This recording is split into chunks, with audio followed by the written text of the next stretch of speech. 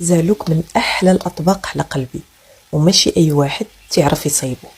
اول قانون ملي تكونوا كتصايبوا في زعلوك، ابدا عمركم ما تقيسوه بالماء، يعني السليق ممنوع. الماء والدنجال تعطيو واحد الثنائي اللي هو ما زوينش.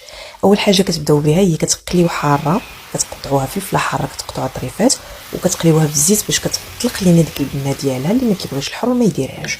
كنقلي اونسويت طوماط سوريز ولا اي نوع ديال المطيشه اللي يكون مستحب انه يكون حلو في المذاق ديالو.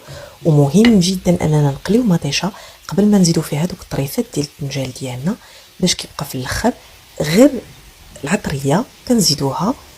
واهم حاجه نقدر نقول لكم العطريه كل واحد تيقيسها على حسب اللي يبغى، مي انا في نظري احسن حاجه كتواتي المذاق ديال الدنجال هي الحامض بصير، الشونيه كتروها على الحار على البزار بلوتو، والبابريكا خصها تكون اولا تحميره خصها تكون من ماركه اللي هي مزيانه اولا بجوده اللي هي عاليه.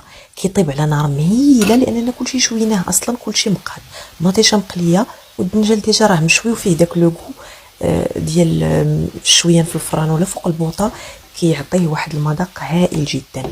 كنخليوه غير يطيب واحد شويه على نار مهيله، وكنزيدوا الربيع ديالنا، لان الربيع الا تزاد من الاول كتولي فيه واحد المذاق بحال الصابون.